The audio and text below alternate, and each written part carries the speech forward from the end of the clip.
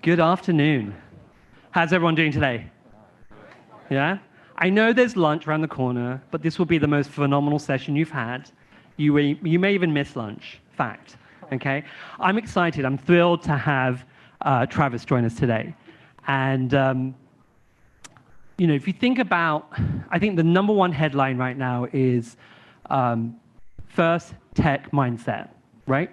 So that I want you all to think about that, because this business is fast and ever changing, as we all know. But let's just I want to take a step back. Travis, just from your background perspective, right? You started at Dentsu, right? And then you went to Twitter, right? Or formerly Twitter X. in its heyday. Twitter when it was a special place that we all talked about it. It was real, love where you work. Right. It was like some of the best years of my life. So not Excellent. not the formerly known. Exactly. Right. Got it. And then moved to Vayner, right? Yeah. Media, After right? that, I left. I went to Vayner, so I helped build out the media department for Gary over there. We went from a couple dozen folks to about 500 people. Amazing. Yeah. Right. And then did a complete change, right, to Uber. Yeah. So then, I left. I had always kind of thought I would want to try the brand side. Right. And I went to Uber. Was the global head of media there across all of our lines of businesses, all markets, with basically the KPI of how do we make people hate us less was my Right. my North Star. And you had two types of groups that you had to market to, right? Yeah.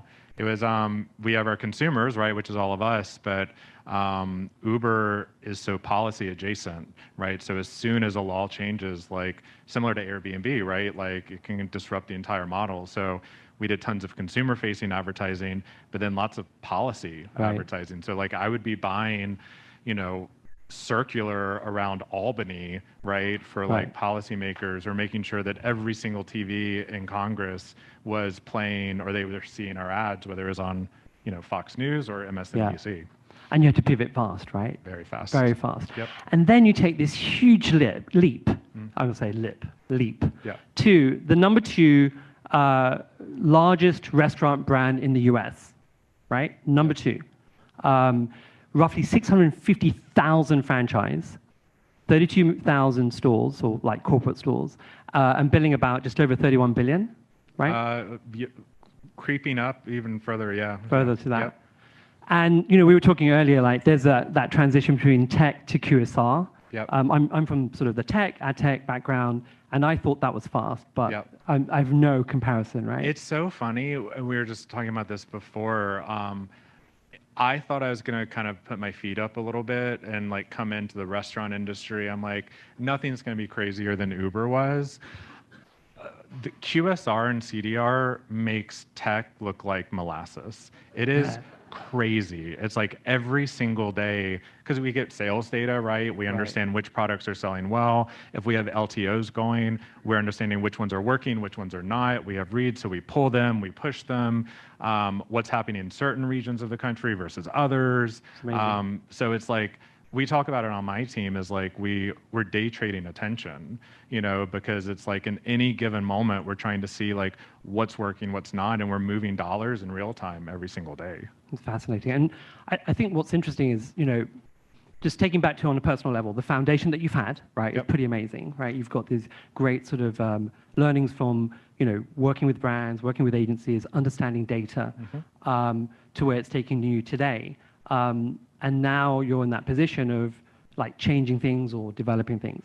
But before we even go there, let's take a step back, right?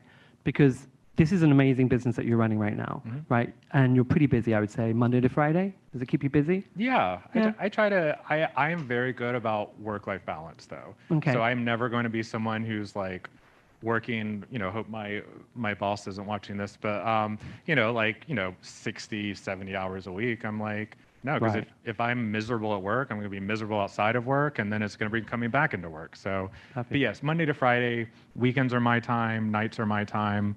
So yeah. So let's talk about balance. There's a lot of amazing people in the audience here, a lot of thought leaders here, right? How do we balance it? So let's get to know Travis a little bit better, right? So Well, let's define that. What does that mean? And I have a picture I'd love to share with the audience. Would you mind? Oh, please. Okay, so I'm looking at my guy in the corner. I'm waving, and is there a picture? Yeah. Welcome to Dunkin', a new special. Dunkin' Run, medium or large coffee, get a donut for an incremental dollar. Like, how can it be this inexpensive and good? This is great, right? That wasn't, there it is. Thank you so much. My baby. There it is. Thank you for that. So we have sort of left to right. Can you share some names here? Yeah, so all the way on the left, that's Finn. In the middle, that's Paxton. And then on the far right, that's Brisbane, but I call her Briz.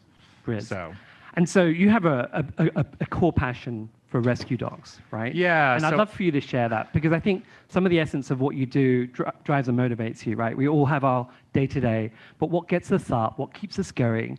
And I'd love for you to share that, if that's okay with you. No, I would love to. I love talking about this, honestly, more than data? Roast beef sandwiches. So way back, I grew up in South Carolina on a rescue farm. So my mom would rescue animals from slaughter. Like, she would bring in like cows and pigs. We grew up on 100 acres. My first memory ever is literally waking up from a nap beside like a pig. So I had this like innate connection to just like animals, kind of growing up. We usually would always have, probably anywhere between 5 and 10 dogs, kind of just at the house as well. So that was just always like what I grew up with, and kind of like also like I grew up like, a queer kid in like a tiny little town in South Carolina. Right. So it wasn't always the most accepting. So there was also always this moment of like acceptance, right? That I feel like I got with a lot of the animals, like that was around as well. So yeah, I mean, that's really endearing. So, it's just been kind of my safe space, right? Kind of always. But especially with dogs, kind of going up, I went to undergrad in upstate New York and grad school in the city. And that's been the one thing I've always kind of worked on, volunteering with different rescues, different shelters, helping them with just like marketing, helping them with actually adoption. I work with Korean Canine, which actually pulls animals out of the dog meat markets in Korea and China. It's pretty horrific, that, isn't it? It's insane. And I, sit on a couple boards as well with the Humane Society. So, so Finn, all the way on the left. So she has since passed a couple years ago, but she was my first rescue ever as like an adult, right? So I was like just out of grad school, rescued her. She was I think about 3 when I rescued her, had been like a breeder, so just treated pretty poorly. Briz, I rescued her about 4 years later. They found her in a dumpster, out in the middle of Long Island. And then when I moved down to Atlanta, Paxton, I rescued him. So they found him tied up to a telephone pole down by Hartsfield Airport. Wow. They thought he had been there maybe for like 3 or 4 days. And what I love about it is every single one of them had been through these like crazy situations. They are just the sweetest human beings, right, ever. Unconditional love. And like, that's what I do learn a lot from them, right? Is like, life is short, life is precious. So like, you don't have to be a dick, right? Like be like a good human being, like no matter what, no matter how stressed out you are, whatever, it's just like, be more like dogs. Like, we don't deserve them. No, I love that. Like, I mean, I saw a stat. It's like every year, 1.5 million dogs are euthanized a year.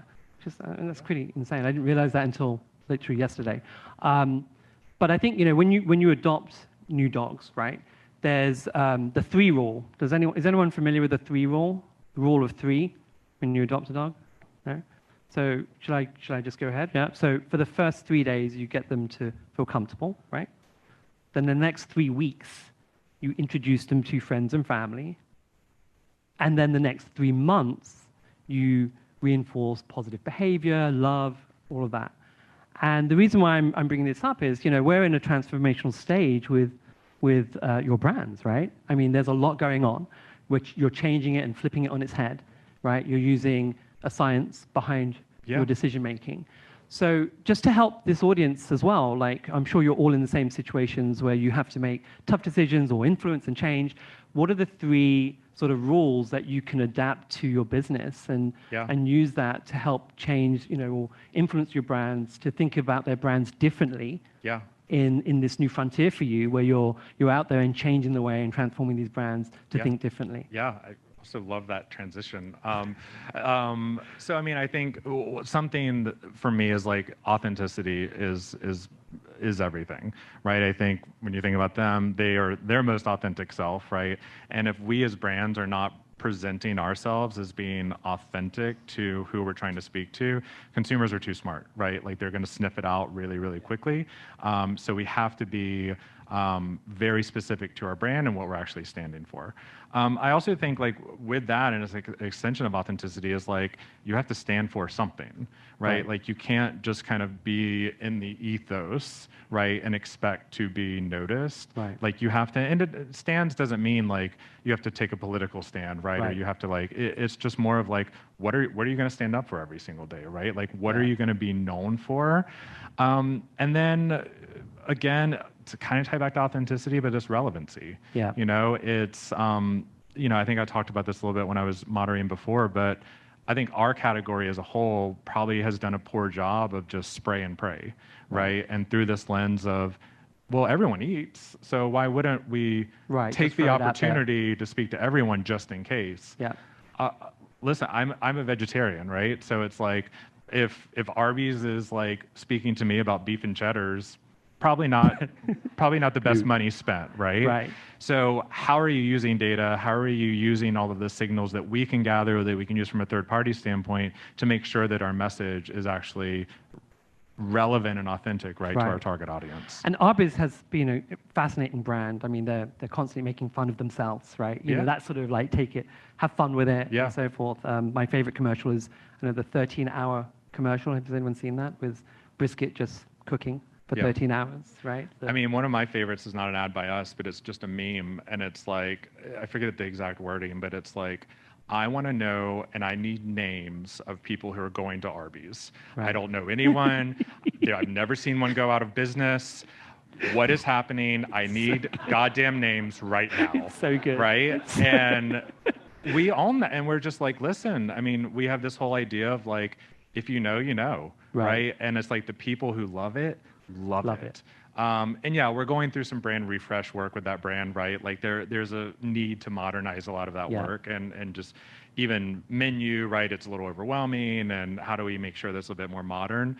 But at the same time, like if that's what people are saying, then like let's own it, right? Like let's have fun with it. And I think that's what, you know, I was watching your last panel, which was a great job on that, on the moderation. There was one thing that, I'm looking at my notes here, but I wrote notes on your, your panel. Emotional connection, we've heard it, we use it all the time, right? But it matters, right? Emotional connection, feeling great about it. You have 2 brands this year that you're really changing a lot in terms of that dynamic. But emotional connection is key. You know, just simple stat. I mean, I don't think this is rocket science, but like 50% of folks resonate well when they have a laugh when they see an ad, right? I was brought up in England, surprise, I know. I just remember like the Carlsberg ads were brilliant, right? It was really fun to watch those, and we talk about them, have a laugh, you know. But humor works, and it's quite hopefully agnostic to a certain degree, right? So, you know, when we see the 2 amazing brands that you're transforming, right? You're sort of flipping them on their heads. Arby's had that foundation. Then you look at Dunkin' Donuts and Buffalo Wild Wings. Yeah, Dunkin', we dropped the donuts. There you go. Apologies for that. Yeah, no, we haven't done a good job. I had donuts apparently on my mind after yesterday, so sorry about that. That's on me. That's on me, apparently. Yeah, you're going to do a better job on that. But yeah, let's talk about Dunkin', because you know we have some creative that we'd love to share with you, and then just hear your perspective on this and your insights, if that's okay. So if we could roll that one. Welcome to Dunkin' and special. Dunkin' run medium or large coffee, get a donut for an incremental $1. Well, like, how can it be this inexpensive and good? Cream, no sugar. I was gonna have to just give you 10 munchkins. You look a little lost. 1 second, I'm trying to find the bagels. Do I look familiar? Oh. Should I be in it, or you want just a self-portrait? What are you doing here? Ask me if I like Is this what you do when you say you're going to work all day? I gotta go, guys. Grab me a glaze. I love that. Yeah. So on the theme of tech first mindset, right? I'd love to hear like the learnings from that. Well, I mean, I think the funny thing about that is obviously like Ben has always been like a natural ambassador, right? Someone that do not pay, right? Is just funny, right? He's probably more connected to the brand than the brand is, right? Yeah. And especially in Boston. This was a big pivot for us because I think for so long we've been so focused on product, right? And really pushing LTOs and the product, and we haven't really kind of taken that step back and understood like, what does it really mean for us to do like brand marketing, right? And kind of brand messaging, and is that going to work, right, in our category? Because you honestly, you don't see tons of that in our category. You know, I think there are some people who do it amazing, but for the most part, most of us are pushing whatever that LTO is, right, for that particular month. Right.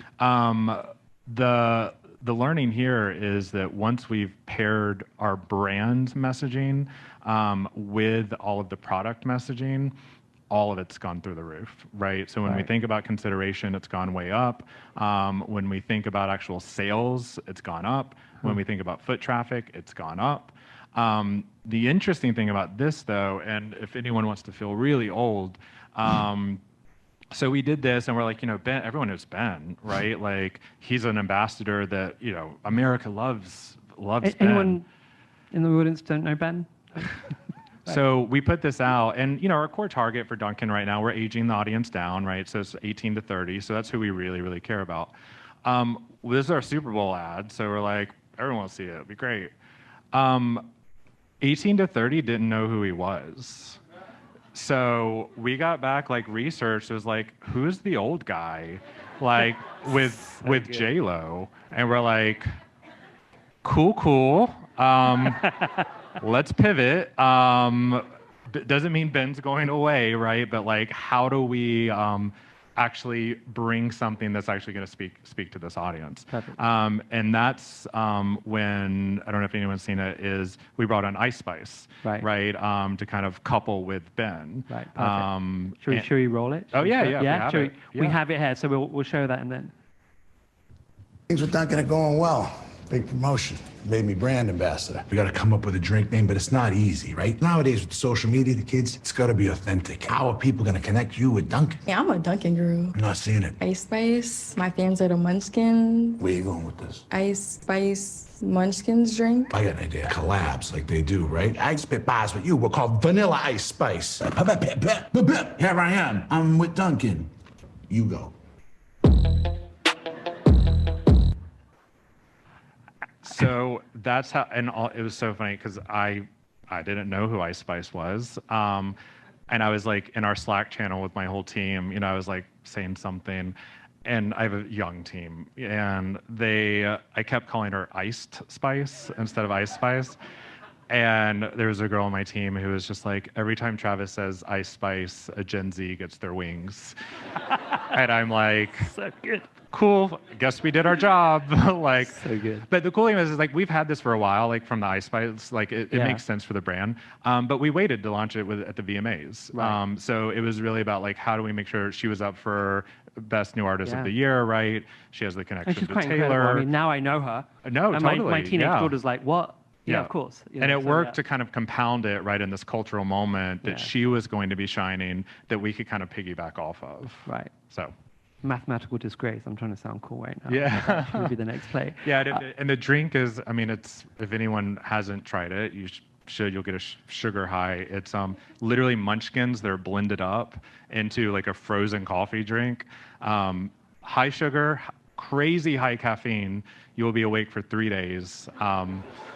It's delicious, and the kids love it. So we'll be serving them tonight, right? Yeah, exactly. For like, look under your chair. No. Exactly. So I love the connection, the data, the pivot fast as well, right? To move fast on this. And you talked a lot. We were catching up about ID graphs and what you're doing. I mean, you've taken most of your data in-house, right? So you can move fast on this stuff. Before we show the next thing, can you share a little bit on that, what that looks like? Yeah. And then we'll go into Hank, my favorite. It's one of the big reasons I came to Inspire, right, is like, you know, they pitched me this, like, we are a data and technology company that actually just owns a bunch of restaurants. Right. We realized as one of the last categories to be completely disrupted. It is still very legacy ways of working across the board, not with everyone. And what we've done is like it's a single data and technology spine that powers every single brand. Right. And the center of that really ties back to identity. So we have an Inspire ID that we partner with Epsilon on to basically every single interaction that you have with us across all of our restaurants, we take that as a signal to have better personalized content to you, Right. whether it be through paid, whether it be through owned. So if you come into Dunkin' and you buy a spicy breakfast sandwich, let's say we have that as an LTO, I now can append that to your ID to know that you have an affinity for spicy food. Then when Arby's comes out with the Diablo Dare sandwich again, or let's say Buffalo Wild Wings comes out with a new sauce, right, that's spicy, I can then communicate that to you because I know that you've already raised your hand and said, I like spicy food. Right. So it's really about how do all of our brands learn from each other? How do we work harder together? And how do we make sure that they all have like their lane to play in? So even if you look at all of our brands, they all kind of really own their own day part, you know, from early morning all the way to late night, you know, whether it be Baskin or B-Dubs to lunch with JJ's and, you know, kind of everything in between. They really have their own runway, right? Whether it be from an audience standpoint, a messaging standpoint, or a day part standpoint. So that's what I love is like, I'm still kind of in my tech world, but I'm just selling, you know, curly fries now, which is fun. Right. And I mean, correct me if I'm wrong, but like you've got this ecosystem for breakfast, lunch, dinner, dessert, right? Yep. So you have a really great ecosystem of brands that can I mean, all day, every day, we can inspire brands, feed you, right?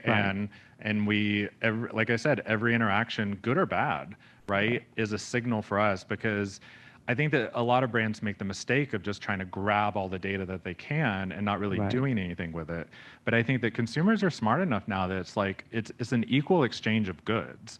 If they're willing to give you data on themselves, they're willing to, they're wanting something back in return. The value exchange is strong enough. Right. Yeah. So it's like whether they have a more resonance for value, convenience, first to market, right? When we did the Ice Spice drink, that was launched to our Dunkin' Reward members first. When we did some like friendship bracelets, all of that, like kind of akin to Taylor, right? Like that was all reward stuff first. So we have to make sure that we're giving them something. Right. It's unfortunate I could spend hours with you, and I really would like to do more. But can I have I've got 5 minutes. What do I have? We can. Okay. We got to say hi to Hank, right? We got to introduce Hank. Do you think we should share that? Yeah, or maybe I do a Hank video and then we wrap up with one quick question. Great. So if you haven't met Hank, this is Hank from Buffalo Wild Wings. So let's share that and then one last question. Sound good? Yeah, and now I'll talk about Hank. Okay.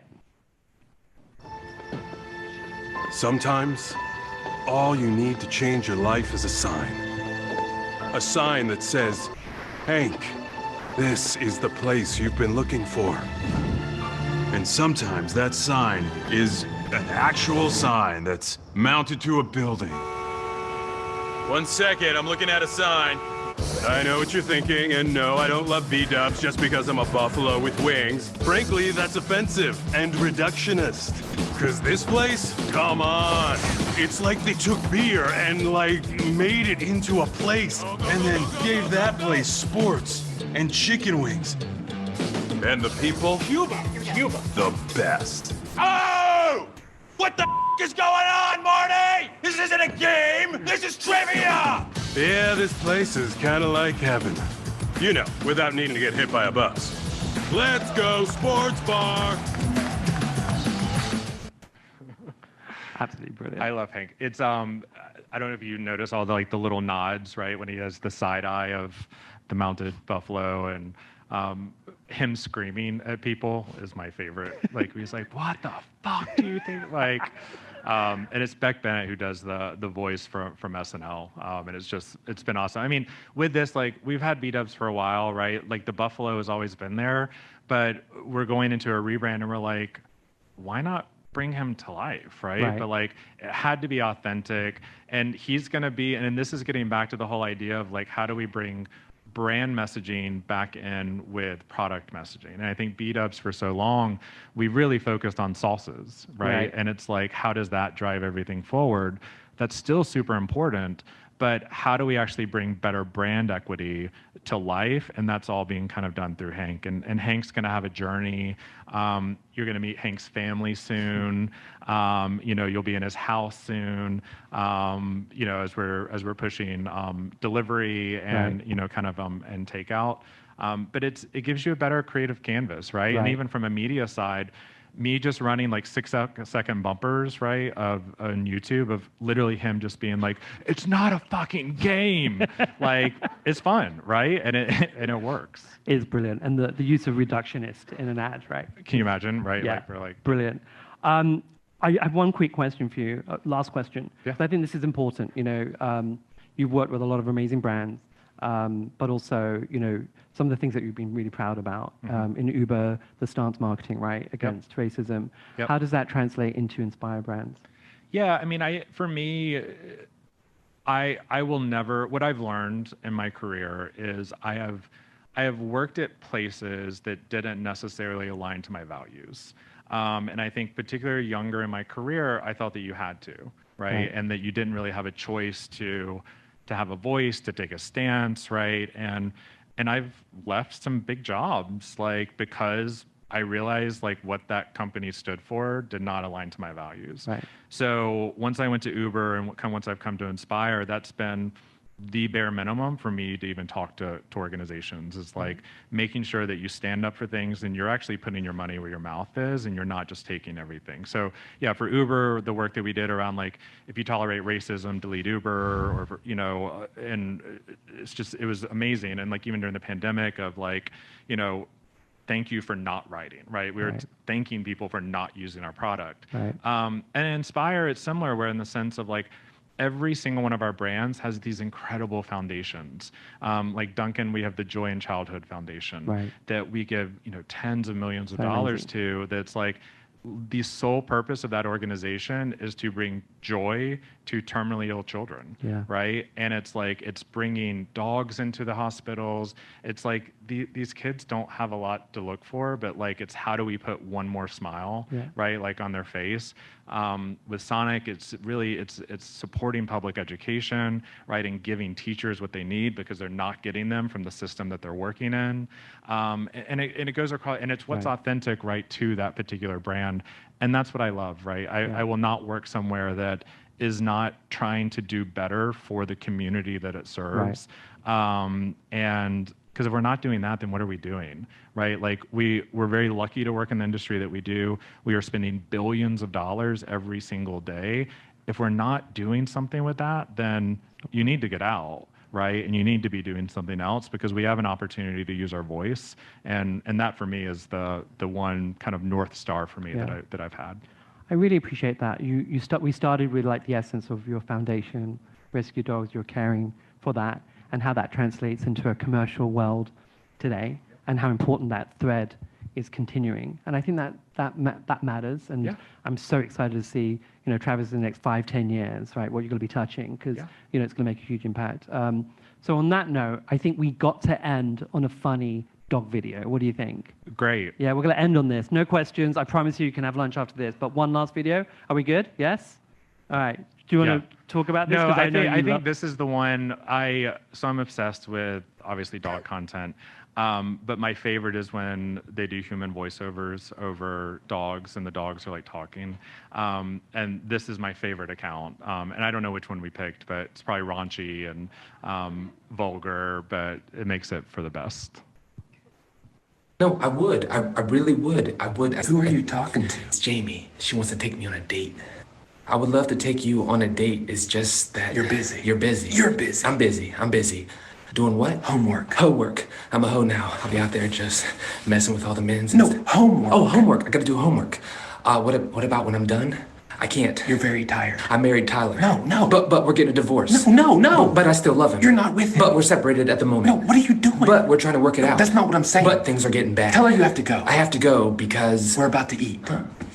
I'm pregnant. Wow. If it's a girl, we're gonna name her Bethany. No. But it's a boy, so we're gonna... No. She said she knows I'm not pregnant. Because you're not pregnant. Tell her I lost the baby. Yeah. Tell her you lost Jamie.